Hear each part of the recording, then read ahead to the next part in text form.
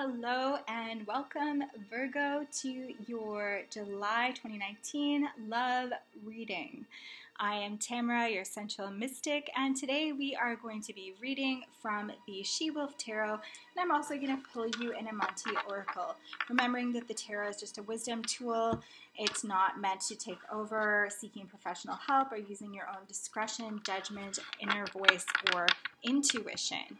Okay, this may or may not resonate. If it doesn't resonate, check out your moon, rising, or Venus.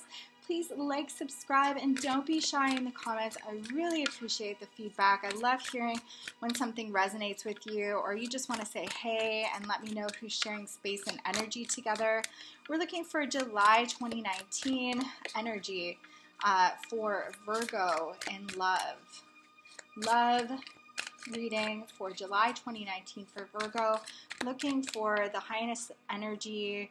We're asking for divine guidance from Creator, from Source, angels, deities, gurus, whoever it is that you ascribe to. We're looking for the highest outcome, highest guidance, highest insight for Virgo. Let us see the story of Virgo.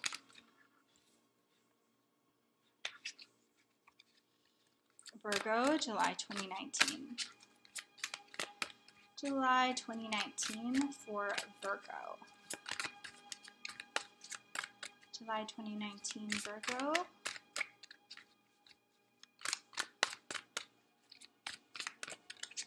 I wait for flippers, so sorry if that's annoying. In the meantime, you can like and subscribe if you haven't already. If you're looking for a personal reading, I have a solstice special on below. You can check it out in the description, $35. Also do a free card pull if you're into that, and I've got some cool merch. Whoa, whoa, whoa. So, your energy, Virgo, the Four of Wands.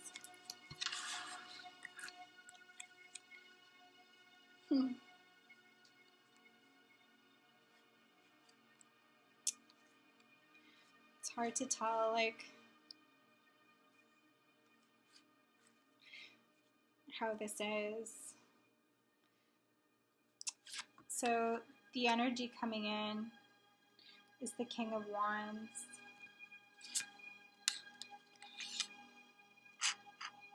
The challenge, cosmic union, the world in reverse, followed up with the divine masculine energy, which is the Emperor in reverse.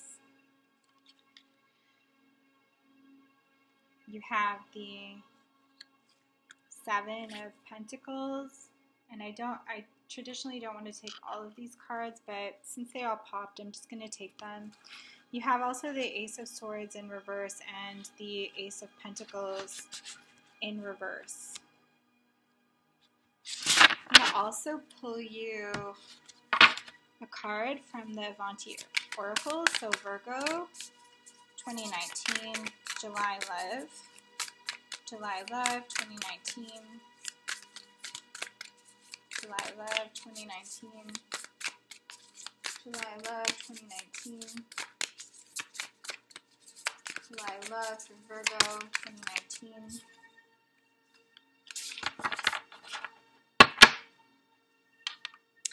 I benefit with gratitude.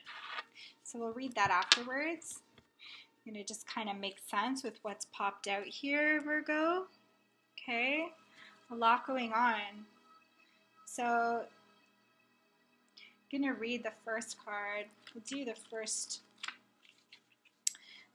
card, which is the Three of Pentacles, is the overall energy of the read for you. So Mars and Capricorn. So what are you looking for, Virgo? Growth, moving beyond limitation, success. A woman cascades and grows as she does. She becomes more serene, powerful, and creative in the physical realm. Don't worry about sexes. This is for male or female, and just take as you are, what makes the most sense. There is a real sense of progress with this image of becoming, of seeing something off on the horizon and knowing fiercely that it will be manifested. The pyramid structure in the background represents the epitome of realization, what occurs when efforts are placed strongly in a certain direction over time. Again, the principle of magic. Light. Each suit tells a story of how its element progresses. The number 3 in numerology expresses our relationship between the spiritual and the physical. As with the Two of Pentacles, we are still in the realm of exploration, but it has gone even further. When we receive this card, it is time to manifest beyond our previous limitations. Maybe we have been given a taste of success and have won some small but important victory. We need now to utilize that amazing energy towards something much larger, okay? Even when I crystallize, I don't ever stop becoming. Your energy in July, Virgo, is the Four of Wands. So this is inviting in a new passionate beginning, something stable. This is like, you know, those seeds have already been sown. You want that success. That movement is coming. You want that. You know, you want that stability. This is a connection. This is a stable connection. For some of you, Virgo, the King of Wands is coming in. So it may be a fire sign. Okay. So, you know, King of Wands is a very strong, passionate, fiery energy, and it doesn't have to be, you know, male or female, but a King of Wands is usually Scorpio or Sagittarius. So Virgo, you might have a Scorpio or Sagittarius coming in, and they're going to be quite spiritual. There is this like unfolding Kundalini energy, this mastery energy that's coming through them. A woman bearing 7 chakras, including the Sahasrara, the crown represented by a lotus, stands in serenity between a very large moon and sun. Before the celestial bodies coil, 2 magnificent king cobras framed by a crystal landscape. As with the Serpent Fire Tarot, this card illustrates the essentials of Kundalini, the serpent, the chakra, the crystallization of consciousness. All of these symbols point towards spiritual awakening to awe-inspiring, life-changing levels. Kundalini is a Sanskrit term for coil, describing the goddess Shakti merging with her counterpart Shiva, the union of consciousness. In real life, this is a wild, incredibly intense, sometimes spiritually violent experience that completely changes a person forever. If awakened properly with preparation and guidance, Kundalini can lead to the highest expression of spiritual self. If awakened spontaneously or recklessly, the powerful energy can wreak havoc and be quite damaging. Both Scorpio and Sagittarius have their wholesome elements, and they both house destruction. The solar Pingala aspect of awakening can burn too hot, and the lunar Ida can freeze. The Kundalini must rise through the central channel, the Sushumna, in order to remain balanced. The serpent itself embodies wisdom, but also has a strong bite and debilitating venom. Overall, the duality is quite strong here. Light, the path of spirituality is a knife edge between abysses. Aldous Huxley. We could almost end the meaning of the card here and allow that sentiment to sink in. What does that quote provoke? What visions come to mind? When this king comes to us, we are invited into the most powerful, heavy, intense, and potentially enlightening passage of our spirituality. With the fire of the serpent within us, we can go to the edge of the universe. Our infinite nature is self-evident, and our abilities increase. We must be aware of the prices of these increases, but if we handle them correctly, we will be fine. Magic will unfold, and our role in the process of manifestation will become clearer. Our oneness with the cosmic void will be understood. So, you are looking for success. You are looking for, you know, this opportunity to be successful. You are putting out that movement, those lights, those sparks in the darkness. And your hands are in the air. You're open to this stability and this opportunity. And you have a lot of fire coming in. So this Kundalini, this spiritual awakening energy might come in the force of a cosmic union. The challenge right now is the world is upside down. So cosmic union is the world. This could be a soulmate. This could be a twin flame. This could be a very cosmic relationship. But this strong sense of duality is really kind of rocking your world. I see, you know, the Emperor energy in reverse. So this lack of solid understanding whether or not this energy is coming in too fast, too heavy, too strong. Like awakening that force inside you, and you called it in. You want that stability, but you weren't ready for the gravity of how intense this person was going to make, an impact in your psyche. And the world in reverse, like, you're struggling to let go of this old cycle that you've been in. Letting go of that old cycle by, reclaiming some security, that will really help. But right now, the Seven of Pentacles, having the Seven of Pentacles show up, like, I see you're worried about failure or downfall or disappointment. The lesson of the Nine of Swords, this card depicts a woman throwing her head and arm back in a sort of defiant surrender, screaming, why? It's so intense. This energy is so intense that you actually don't know what to do with it. And you're grounded, you're earth. You're ready for that earthly movement and that solid foundation. But like all of this fire showing up, this new cycle that wants to start, but you're having trouble letting go of this previous identity that you had, and you're moving into this new identity, but with all of this intensity, you're just reaching for that shadow self. It's illuminating, but you're not wanting to receive it. It's almost like you're pushing it away.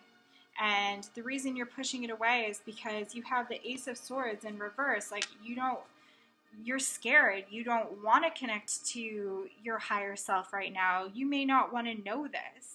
You may be rejecting, what could be the Ace of Pentacles, which is a new, stable, flourishing, flying opportunity. But you're just not open to it right now.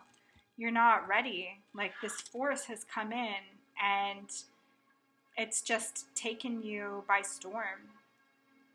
And it could be enlightening either way, but you're going to have to let go of this old identity.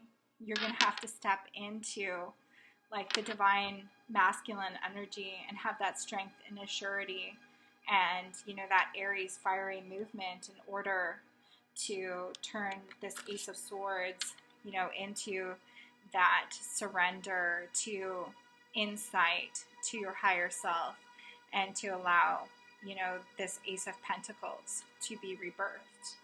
The overall tone of the energy is like you are wanting to move forward. You are calling in this energy. There is a stable connection here, and it's most likely with a Scorpio or a Sag. But, that's that just blowing open force. And they might just be scaring you, honestly, with the intensity of who they are. Like, you didn't expect this. You didn't expect to have to move forward. It's like challenging every part of you. You're like, oh my gosh, I don't even know how to deal with this right now. And you're just like closing off to yourself. You're closing off to a new opportunity. It's like you're just completely shooken up by this connection. So,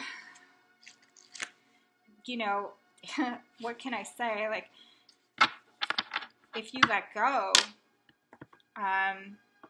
there is illumination here. That's what's coming in, illumination. But you have to surrender and find that assurity, and you have to be willing to look within.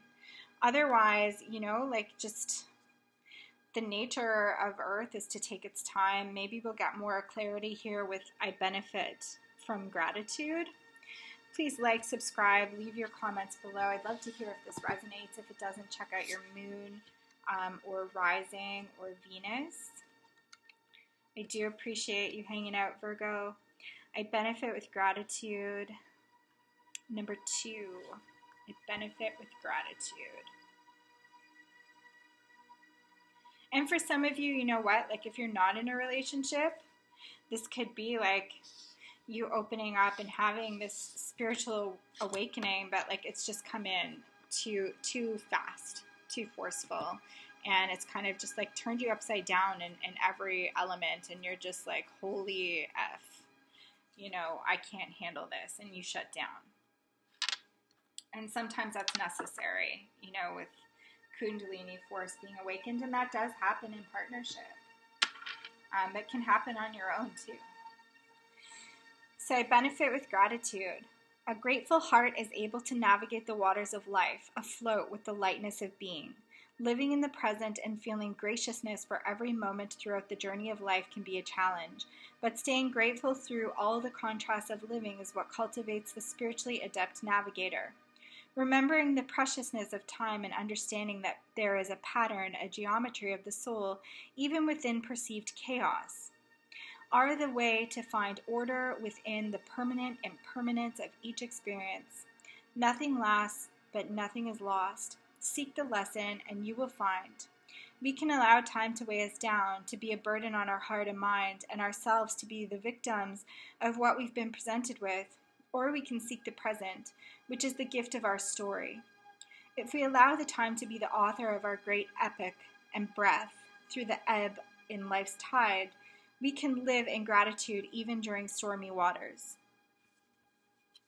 The seed cannot sprout upward without simultaneously sending roots into the ground. Gratitude is a gravity which can ground us, but when we carry a heavy heart, we become anchored in a vicious cycle of wondering about the future and worrying about the past. Let go and look up. Let go, Virgo. Find the bliss in being here by staying rooted in the grounding energy of gratitude. Holding on to a heavy heart will only drag your spirit down into an ocean of regret. Anything can change within an instant. Everything is constantly in flux and nothing is guaranteed. When life is taken for granted, we live in a place of entitlement, and acting from this space is emitting an attitude that is less than ideal. Not one of us is entitled to anything. Not one of us is above the universal fabric of connectivity and consciousness. We're each but a single jewel in an infinite cosmic sea of gems. Not one shines brighter than the other. All is beautiful, all is perfect, all is divine. When one acts ungrateful, one becomes blind to the values of graciousness and falls victim to the traps that ego loves to set. Do you feel as though you are owed the world but not willing to work for it? Do you highlight your pain instead of shining light on the darkness by keeping a grateful heart? Where is the room for improvement, and how can 3 simple words, I am grateful, transform the space you're currently living in? Ask yourself why, ask yourself how, ask yourself what you will do to rectify this, and how you will apply the wisdom of gratitude to the story of your life. It is time to reflect and to project a more grateful mirror to those who you are closest to. Much love, Virgo, and appreciation for you sharing this space with me. I hope that this lent some clarity. I'd love to hear in the comments if this resonates. If it doesn't, check out your moon, rising, or Venus. Again, there are private reading opportunities, and there are also free pick cards there for you. I look forward to seeing you next time. Much love and happy July.